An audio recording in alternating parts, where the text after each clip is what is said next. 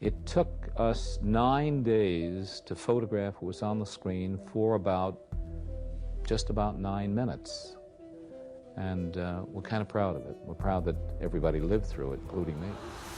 Imagine you're sprinting down a glowing, infinite corridor, the walls spinning like a psychedelic nightmare, while sirens scream in your ears. One wrong step, and you aren't just lost, you're erased. In 1966, Irwin Allen unleashed The Time Tunnel, a show so wildly ambitious it nearly broke the bank before the first jump. But behind those blinking lights and silver jumpsuits lies a history stranger than any paradox. Are you ready to step into the void? The past is about to get weird, 20 times. The literal $1 million set. Back in 1966, $1 million wasn't just a lot of money. It was an absolute fortune. To put that in perspective, you could buy a fleet of luxury mansions for that kind of cash. But Irwin Allen, the master of disaster, decided to blow it all on a single massive hallway. The time tunnel itself was a staggering engineering feat that cost over $500,000 to construct, which, adjusted for today's inflation, is north of $4 million. This wasn't some cheap plywood construction or a clever matte painting. It was a physical, sprawling set that stretched across Stage 4 at 20th Century Fox, featuring complex lighting rigs and circular ribs that created that iconic sense of infinite depth. It was so huge that the studio executives were reportedly terrified of the bill. They had never seen a television budget swallowed whole by a single piece of scenery before. Every time you see Tony and Doug running toward the camera while those lights pulse, you're looking at the most expensive hallway in the history of the small screen.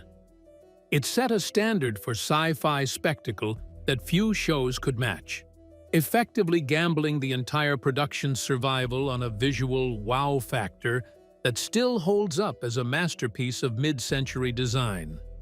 But have you ever wondered how they managed to keep the rest of the show looking so epic when the set ate all the lunch money? The stock film secret sauce. To survive the financial crater left by that $1 million set, Irwin Allen had to get incredibly creative with his visuals. He realized that 20th Century Fox had a massive library of high-quality footage from their big-budget historical epics. Instead of building ancient Rome or the decks of the Titanic from scratch, Allen simply wrote scripts that fit the footage he already owned.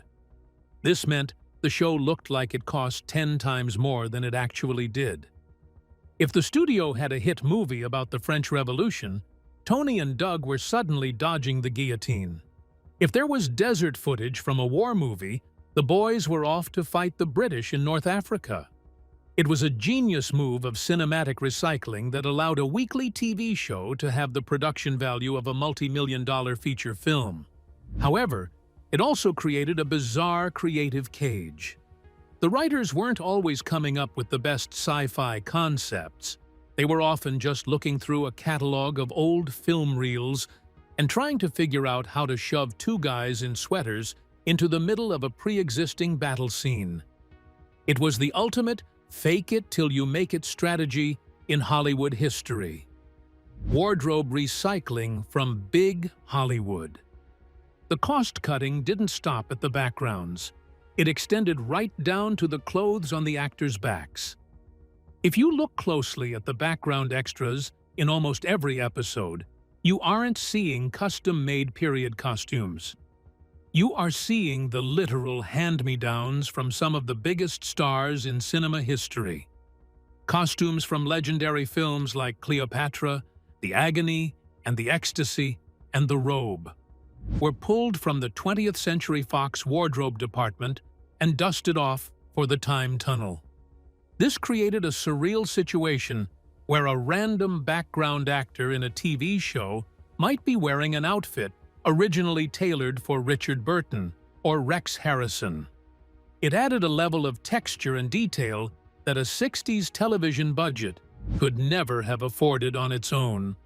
While Tony and Doug stayed in their iconic green and checkered outfits, the world around them was dressed in the finest silks and leathers Hollywood's golden age had to offer. It's a testament to the sheer scale of the studio system that they could dress a sci-fi show in the leftovers of Oscar-winning epics. It made the show feel grounded in reality, even when the plot was totally out of this world. The Titanic pilot. A risky gamble. When it came time to film the pilot episode, Irwin Allen didn't play it safe. He decided to launch his time-traveling duo straight onto the deck of the RMS Titanic. This was a massive gamble for a few reasons.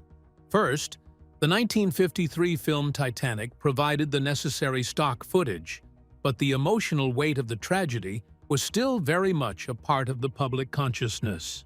Using a real-life disaster where 1,500 people died as a backdrop for a sci-fi adventure was seen by some as potentially insensitive or even ghoulish. But Allen knew that the ticking clock of the sinking ship would provide the perfect high-stakes tension to hook an audience immediately. It established the show's core formula. Our heroes arrive, they know the disaster is coming, and they desperately try to save people who are destined to die. The drama didn't come from the time travel itself, but from the tragic irony of knowing the future while being powerless to change the past. It was a bold, dark, and gripping way to start a series, proving that the time tunnel was going to be about much more than just blinking lights and science gadgets. It was going to be about life and death. When everyone spoke perfect English. One of the most hilarious and weird aspects of the show is the universal language theory. No matter where Tony and Doug landed, whether it was prehistoric jungles, ancient Troy, or the middle of the desert in 1800s Afghanistan, everyone spoke perfect modern English. There were no translation devices, no Babel fish, and no struggling with ancient dialects. The show simply ignored the language barrier entirely for the sake of the plot. If the boys landed in the middle of a Japanese samurai camp, the shogun would greet them with the king's English without a moment's hesitation. It's a trope that many sci-fi shows eventually tried to explain away with technology, but the time tunnel just leaned into the absurdity. The producers figured that the audience didn't want to watch 20 minutes of charades and hand gestures every week. They wanted action and dialogue. This led to some truly bizarre moments, where historical figures who had been dead for thousands of years sounded like they had just graduated from a British acting school. It's a charmingly lazy piece of writing that has become one of the show's most endearing quirks. It proves that, in the 60s, keeping the story moving was way more important than being linguistically accurate. The tick-tock sound mystery. If you close your eyes and think of the time tunnel, you immediately hear that hypnotic rhythmic pulse, the tick-tock sound that echoed through the control room. That sound wasn't just a random studio effect, it became the heartbeat of the entire series. Interestingly, the sound was actually a repurposed effect from other 20th Century Fox productions, but it found its true home in Project Tick-Tock. It served a vital narrative purpose. It created a subconscious sense of urgency. Even when the scientists were just standing around drinking coffee and staring at monitors, that constant driving beat reminded the audience that time was literally running out for Tony and Doug. It's one of the most effective uses of minimalist sound design in television history. Interestingly, the sound became so iconic that it was often used in other Irwin Allen shows like Lost in Space and Voyage to the Bottom of the Sea, creating a strange sonic universe where everything felt connected. Fans have spent decades trying to perfectly recreate that specific frequency and rhythm. It wasn't just noise, it was an auditory tether that kept the audience locked into the suspense of the mission. Without that simple, repetitive pulse, the high-stakes atmosphere of the underground complex would have felt much emptier. Whit Bissell's underrated legacy. Every great sci-fi show needs a grounded authority figure, and for the time tunnel, that was Whit Bissell playing Lieutenant General Haywood Kirk. Bissell was a legendary character actor who appeared in hundreds of films, but he brought a specific kind of weary, dignified gravity to the role of the man running the most expensive project in human history. What's weird about his performance is how seriously he took the often absurd scripts. While the plot might involve space aliens in the middle of the American Civil War, Bissell played it like he was in a high-stakes Pentagon briefing. This was crucial for the show's success because it gave the audience permission to believe in the stakes. If the general was worried, we were worried. Off-camera, Bissell was known for being a consummate professional who helped keep the younger cast members focused during the grueling production schedules. He was the anchor that kept the show from drifting too far into camp territory. Even though he spent most of the series stuck in an underground room staring at a giant screen, his presence was the glue that held the narrative together. He made the impossible task of managing two men lost in the literal fabric of time feel like a stressful but necessary government job. Science versus fiction, the physics failures. Let's be honest, the science in the time tunnel was about as sturdy as a wet paper bag. While the show used a lot of fancy-sounding jargon like continuum and spatial coordinates, the actual logic of time travel changed whenever the plot needed it to. For instance, the scientists could often see what Tony and Doug were doing through the tunnel, but they couldn't always hear them, or they could send objects through time, but only if the power levels were just right. The biggest scientific head-scratcher was how the tunnel could freeze the boys in time or pull them out of a situation at the very last second, despite them being thousands of years away. There was no internal consistency. If the tunnel could precisely relocate them, why couldn't it just bring them home? The answer, of course, was that there would be no show.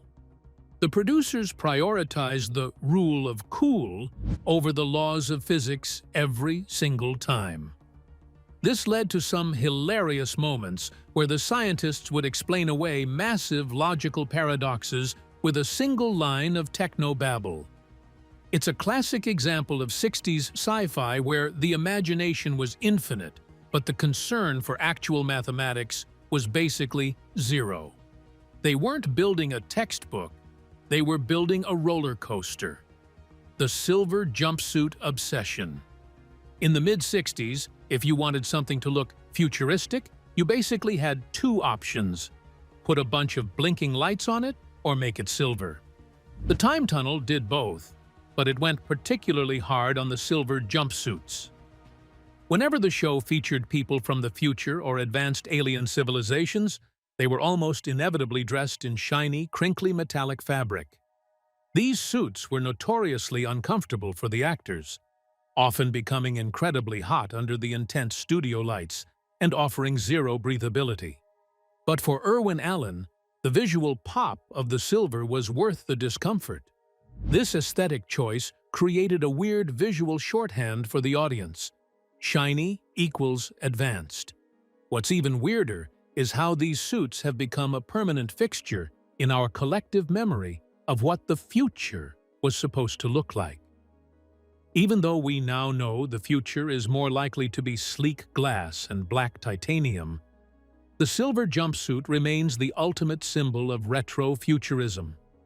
Every time a guest star showed up looking like they were wrapped in high-end Reynolds wrap, the audience knew things were about to get sci-fi. It was a bold, tacky, and brilliant costume choice that defined the look of the era, proving that sometimes style matters way more than substance. Guest stars from the Twilight Zone. One of the coolest things about watching the show today is spotting the incredible guest stars who wandered through the tunnel. Because the series was filmed at 20th Century Fox, Irwin Allen had access to some of the most talented actors in the business. You'll see faces that were staples of The Twilight Zone, The Outer Limits, and even future legends of the big screen. We're talking about heavy hitters like Robert Duvall, who played a chilling saboteur in one of the early episodes, and Dennis Hopper, who appeared long before his Easy Rider fame. These weren't just bit players, they were high-caliber actors who brought a level of intensity that matched the show's high-stakes premise. It created a strange, revolving door of talent, where you never knew who was going to turn up in a toga or a military uniform. This high level of acting talent helped ground the more outlandish plots, making the danger feel real, even when the heroes were fighting cardboard aliens. It's like a time capsule of Hollywood's finest character actors, all getting a chance to play in the most expensive sandbox on television. It made every leap into a new era feel like a fresh, star-studded event for the audience. Can you believe these legends actually stepped into the tunnel? Cancelled on a cliffhanger. The ultimate irony of a show about time travel is that it simply ran out of time. Fans who stuck with the series through its 28 episodes were left with one of the most frustrating endings in television history. In the final episode, Town of Terror, Tony and Doug are once again tossed into the void, with the screen fading to black as they tumble toward their next unknown adventure. There was no grand homecoming, no shutting down of Project TikTok, and no emotional resolution for the families they left behind. The show was abruptly canceled by ABC to make room for a new programming block, leaving our heroes literally suspended in a permanent limbo. Because the series relied on a looping footage gimmick for the intro, the final moments essentially imply that the characters are stuck in an infinite cycle of danger forever. For decades, this lack of closure haunted the fan base, leading to countless rumors about lost scripts that supposedly saw the boys finally making it back to 1966. Instead, the tunnel remains open, and Tony and Doug are still out there somewhere, drifting through history without a map or a way home. It remains one of the most abrupt exits in sci-fi. The 2002 failed reboot attempt. Most people don't realize that the tunnel almost reopened for a new generation at the start of the millennium. In 2002, a pilot was produced for a modern reboot of the series, but it never made it to a full season. This version tried to update the Project TikTok concept with a much darker, grittier tone. In this iteration, the time travel experiment accidentally changes the present, and the team has to go back to fix the timeline they broke. It was a complete departure from the Adventure of the Week style of the original. The production values were high, and the script attempted to bring some actual science into the fiction, but the magic just wasn't there. Network executives at Fox ultimately passed on the project, and the pilot became a cult curiosity that eventually leaked online. It's a weird footnote in the franchise's history because it shows just how difficult it is to capture the specific lightning-in-a-bottle energy that Irwin Allen created in the 60s. The 2002 version felt like every other brooding sci-fi drama of its time, whereas the original had a colorful, breathless sense of wonder that proved impossible to replicate. The tunnel, it seems, prefers to stay in the past. Alien invasions on a budget. As the first season progressed and the budget started to tighten, the show took a sharp turn into weird territory by introducing extraterrestrials. Suddenly, Tony and Doug weren't just meeting historical figures like Billy the Kid or Marco Polo. They were fighting silver-skinned invaders from across the galaxy. These episodes are some of the most bizarre in the series because they often mashed up high-concept sci-fi with standard historical sets. You might see a high-tech alien base hidden inside a Renaissance castle, or a spaceship landing in the middle of the American Civil War. These alien episodes were a clear attempt to compete with the rising popularity of Star Trek, but they often ended up looking hilariously low budget. The aliens usually wore the aforementioned silver jumpsuits and had colored spray paint on their faces to make them look otherworldly.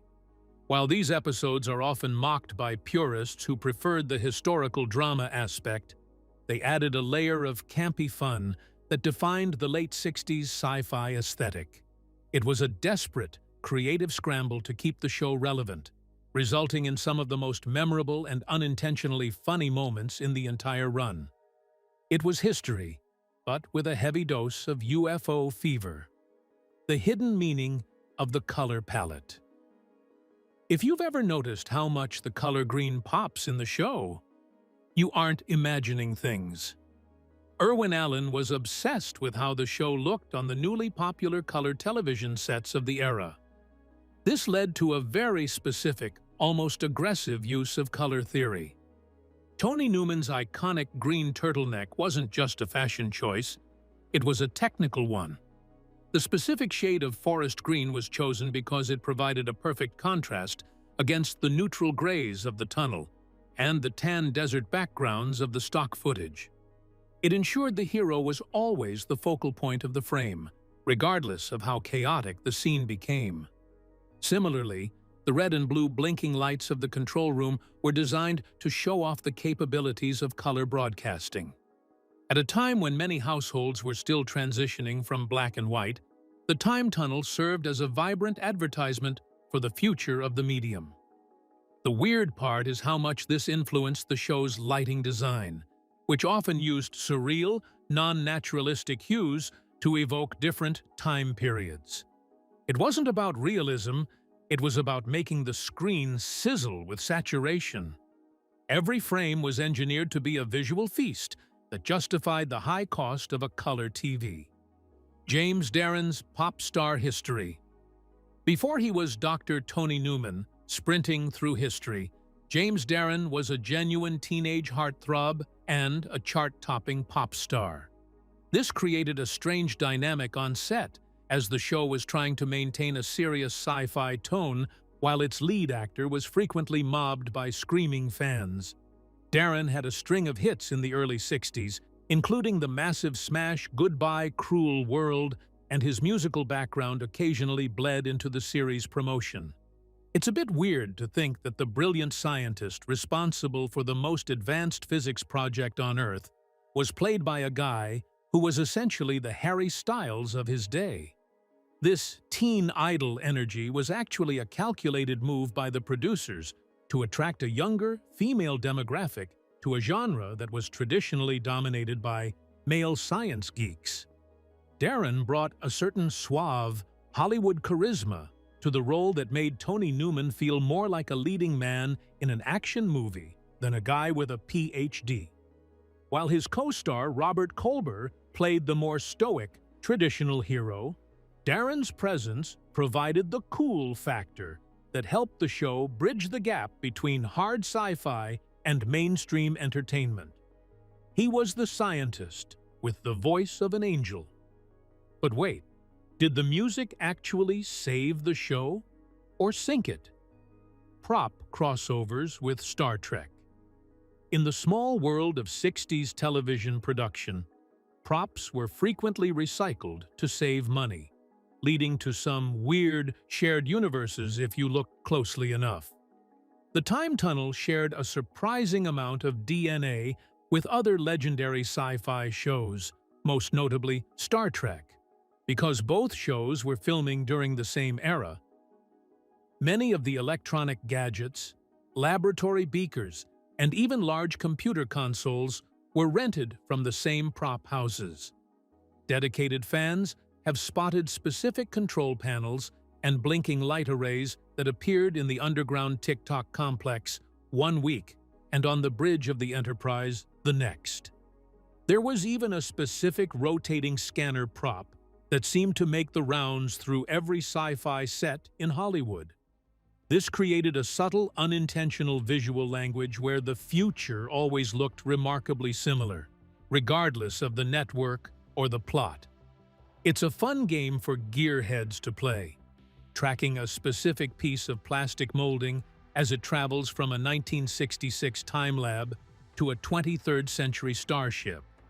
It reminds us that while these shows were pioneering new worlds, they were all working within the very real, very tight constraints of the studio system. One man's time-tracking computer was another man's warp drive diagnostic tool. The real-life project. TikTok inspiration. While the show is pure fantasy, the name Project TikTok and the idea of a massive, hidden underground government facility weren't entirely pulled from thin air. During the 60s, the Cold War was at its peak, and the American public was fascinated and terrified by the idea of secret shadow projects being funded by the Department of Defense.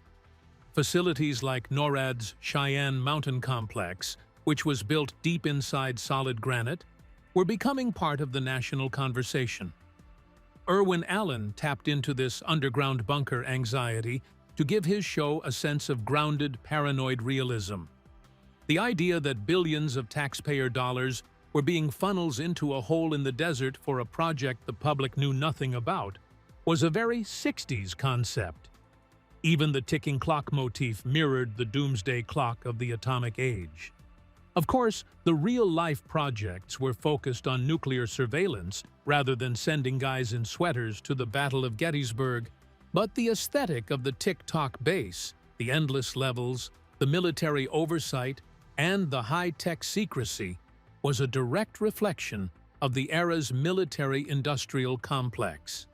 It made the show feel like a what-if scenario that was just one classified document away from being reality. Why the tunnel was bottomless. The visual of the tunnel stretching into infinity is the show's most lasting image, but the reason it looked that way was a clever bit of forced perspective and practical trickery. The set didn't actually go on forever. It was a series of circular ribs that got progressively smaller as they went deeper into the stage. To add to the illusion of a bottomless void, the production team used high-powered fans, smoke machines, and a very specific camera angle that hid the floor. When Tony and Doug were falling through time, they were often actually just rolling around on a small, darkened platform, while the camera tilted wildly. The weird part is that the actors frequently suffered from vertigo because of the spinning lights and the disorienting nature of the set. It was a physical challenge to film on, but the result was a visual that felt truly massive. By keeping the end of the tunnel shrouded in shadow and pulsing light, the producers forced the audience's imagination to fill in the blanks. It was a triumph of low-tech ingenuity over high-cost limitations. They couldn't build a bottomless pit, so they built a kaleidoscope and told the actors to jump. It remains one of the most effective and iconic practical effects in the history of television. The international dubbing oddities. While the time tunnel was a hit in America, it became an absolute phenomenon in international markets, particularly in Latin America and Japan. However, the process of dubbing the show led to some weird cultural translations that changed the vibe of the series entirely. In some versions, the complex scientific explanations were simplified into almost mystical or supernatural terms to appeal to local audiences who weren't as obsessed with the space race. In other regions, the voice actors chosen for Tony and Doug were famous local pop stars, giving the characters a completely different personality than the original performances. Perhaps the strangest part was how the show's English-only history was handled. When the boys landed in a non-English-speaking country in the show, but everyone spoke English, the international dubs had to find creative ways to explain why a French revolutionary and an American scientist were speaking the same language. Most of the time, they just ignored it, leading to a surreal experience where everyone on screen was speaking fluent, localized Spanish or Japanese, regardless of their historical background. It turned the show into a global fever dream that felt like a unified world where time and language were no barrier at all. It remains a beloved cult classic globally for this very reason. Are we ready to see where the tunnel finally ends? The Irwin Allen formula. The true legacy of the time tunnel isn't just in its blinking lights or its massive set, but in how it perfected the Irwin Allen formula. This was the blueprint for modern, high-concept television. Take a massive, impossible premise, trap a group of relatable heroes in it, and throw a new, high-stakes disaster at them every single week. You can see the DNA of this show in everything from Quantum Leap to Sliders and even Stargate SG-1. It proved that you didn't need a perfectly logical scientific explanation if you had enough momentum, charisma, and visual spectacle. Even though the show only lasted one season, its influence on the sci-fi genre was massive. It taught producers that television could be big, that it could compete with movies by using smart production shortcuts and iconic imagery. Today, the image of the black and white spiral tunnel is still one of the most recognizable symbols of the 60s. It represents a time when we were looking toward the stars and the past, with equal amounts of wonder and fear. Tony and Doug may still be tumbling through the void, but they left behind a permanent mark on our imagination. The tunnel never really closed. It just moved into the halls of television legend. So why did the time tunnel stick in our brains like a persistent temporal anomaly? It was the ultimate cocktail of mid-century ambition, high-stakes drama, and pure, unadulterated style.